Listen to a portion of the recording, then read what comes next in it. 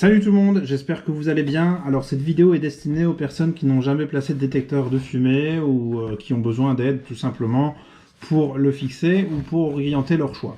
Alors ici, c'est des détecteurs de fumée que j'ai achetés sur Amazon.fr. Je vous mets tous les liens en description ou dans l'espace commentaire pour le retrouver au meilleur prix. Ici, c'est un pack qui comprend 3 détecteurs de fumée et pour un appartement ou une maison, 3 détecteurs, c'est pas de trop. Dans ce cas-ci, on arrive à un prix d'environ 12-13 € par détecteur. Il y a souvent des promotions sur Amazon, il y a parfois des cases à cocher pour obtenir des coupons de réduction. Donc c'est pour ça que je vous invite à aller voir en lien pour checker le prix au moins de ces détecteurs à l'heure à laquelle vous regardez cette vidéo. Donc sans plus attendre, on va procéder au déballage et dans cette vidéo, je vais vous montrer un petit peu comment ça fonctionne et comment ça s'installe. Vous allez voir, c'est très simple, ça ne demande pas d'outils particuliers, ça ne demande pas de compétences particulières non plus. C'est en principe à la portée de tout le monde de le faire. Donc comme vous le voyez ici, on a nos 3 détecteurs. Je vais en sortir un. Alors c'est assez design, ils sont assez sympas, c'est des détecteurs qui font plus ou moins 11 cm de diamètre, comme vous le voyez. Alors pourquoi j'ai choisi ce modèle? Eh bien tout simplement parce que celui-ci contient des piles qui ont une durée de vie de 10 ans. Voilà, il n'y a rien de plus agaçant que d'entendre un détecteur d'incendie, de fumée qui bip sans arrêt parce que les piles sont à plat. Donc ici je vais être tranquille pour au moins 10 ans et c'est pour ça que j'ai pris ce modèle. En plus pour ce prix-là, avoir des piles d'une durée de vie de 10 ans, c'est vraiment le top. Je ne vais pas sortir les autres, ils se ressemblent tous. Vous avez donc le détecteur en lui-même, vous avez la base. Et cette base, en fait, va permettre au détecteur d'être accroché au mur ou au plafond. Alors, il y a donc simplement par vissage de cette manière. Je vous le montrerai tout à l'heure. Donc, pour fixer cette base au mur ou au plafond, il y a 2 méthodes. Il y a la première qui est la plus simple. Si vous n'avez pas de matériel, c'est de placer un tape double face, donc tape que vous allez venir coller à l'arrière et cette face-là sera collée sur le mur. Moi, j'aime pas trop parce que si dans quelques années, je change de détecteur, bon, en principe 10 ans, eh bien, j'ai pas envie que toute la peinture s'arrache. Donc, c'est pour ça que moi, je suis plutôt du genre à mettre 2 vis. Alors, forcément, les vis, elles sont fournies. Des petites vis comme ça, il n'y a pas besoin de plus gros. Ça, voilà, si vous avez le matériel pour faire les trous, c'est toujours mieux.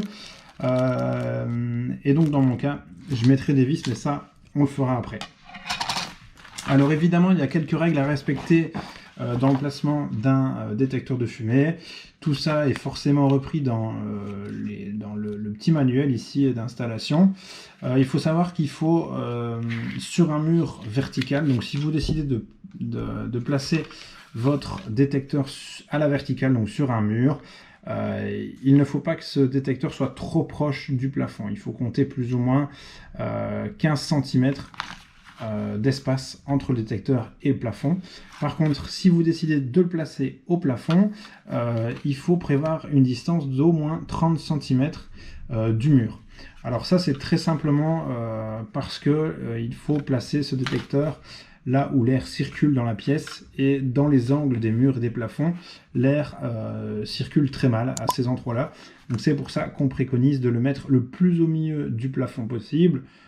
Et si vous le mettez sur un mur, c'est de ne pas le mettre trop haut. L'idéal, c'est clairement de le mettre au milieu du mur. Et bon, pour des raisons esthétiques, vous ne pouvez pas le mettre trop proche du plafond dans tous les cas. Donc on pourrait comprendre que vous le mettez en hauteur, c'est vraiment la base, mais voilà, il ne faut pas le mettre contre le plafond non plus. Alors forcément, ces détecteurs, il ne faut pas les mettre non plus dans toutes les pièces. Dans les pièces trop humides, comme les caves ou même les salles de bain, c'est plutôt déconseillé de les mettre. Parce que l'humidité de la pièce, justement, peut faire en sorte que cet appareil se déclenche. Et donc, comme je vous le disais, il y a plusieurs autres règles à respecter. L'idéal, c'est de mettre un détecteur par pièce. Ça, c'est vraiment le top. Et ces détecteurs peuvent, dans ce cas-ci, être placés dans des espaces de 20 à 40 mètres carrés. Voilà. Donc ça, c'est toujours bon à savoir. Donc comme je le dis, c'est toujours mieux d'avoir un détecteur par pièce.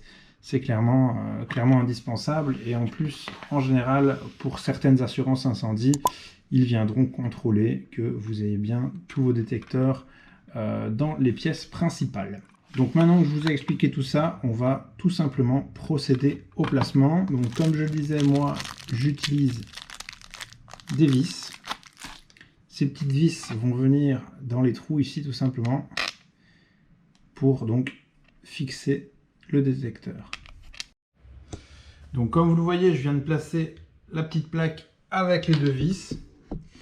Et alors la particularité de ce modèle, c'est que une fois que vous allez l'emboîter sur la plaque, eh bien la pile va s'activer. Il y a ici un petit interrupteur qui va s'enclencher dès que on va le tourner pour l'emboîter.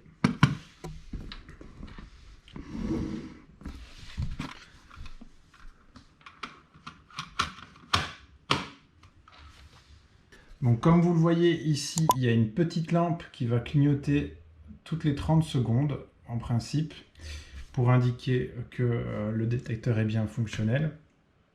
Et pour le tester, eh bien c'est très simple. Vous allez appuyer sur le bouton central et on va laisser appuyer, vous allez entendre, ça va sonner.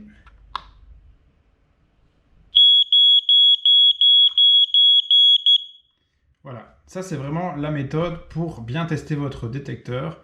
S'il fait du bruit quand vous appuyez, eh bien c'est que le détecteur fonctionne bien. J'espère que cette vidéo vous aura plu. Pensez à bien sécuriser vos intérieurs, c'est super important.